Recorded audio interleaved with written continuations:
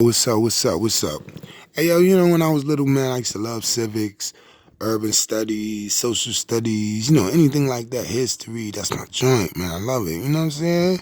And I wanted to be a demographer because, I like to study cities. So, but if you ever notice, man, anytime a city, we can go through the lane. We can go through Oakland, Chicago, Cleveland, you know what I'm saying, Boston, up in the Roxbury section, Bedford-Stuyvesant, Harlem. The list goes on and on. Philadelphia, the list goes on and on. It's like anytime the black neighborhood comes up and becomes self-sufficient, it becomes destroyed by the establishment. Truth is what it is. Some people get sensitive about this. But yo, this poem is about the destruction of Detroit. And I got, you know what I'm saying? On my father's side, a lot of family up there. The destruction of Detroit. Have you ever heard of the Black Bottom and Philly people? We ain't talking about Philly. The Black Bottom of Detroit, like Black Wall Street in Tulsa, Oklahoma. And up until the Wall Street crash, black Detroit people were kicking the system's ass. But like all Americans, we regressed.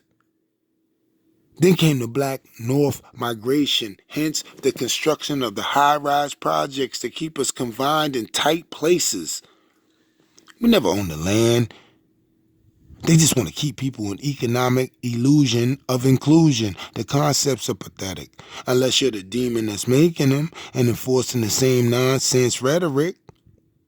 And you don't need to have a doctoral degree or be a professor at a college or university to see. Even the elite can't take what God gave you, but they can take where you live. Example, 1956, President Eisenhower signed it. Federal Aid Highway Act. Whites wanted separation from blacks and got just that, so they built a fucking highway in the middle of the black neighborhood. So they went from the bottom of Detroit to the east. The ones from the D, you know what I mean? They stacked us in thousands, in acres, in housing communities with adverse opportunities, potholes in the streets, housing not fit for rats and roaches, because the real insects and rodents promote this.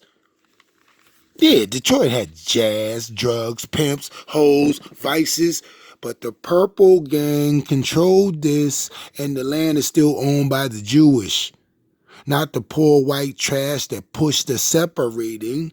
They ain't even running nothing. The highway was for traffic for the influx population. They just put most of the lanes in the black veins with Ford, Chrysler, GM down the street. The big three, but not for 2.5 out of 3 black faces. 81% of all the population of the city. So eventually, the highways just made it easy access for the racist whites to drive back to the city, from the clean streets to the suburbs. Yo, man, I'm telling you, it's really a pity. But the same thing done happened in Boston, New York, North Jersey, Baltimore, and Philly. Get on the highway, off the side of any highway you see black neighborhood or trees. Since the big three went overseas in the 80s, the Motor City has been the black pity city. 800 vacant homes in one neighborhood. $6K for a 4-bedroom duplex. Ridiculous. Purposely done, son. And we just have this Stockholm syndrome. We just learn to live with this stuff. Peace. Creation Bear.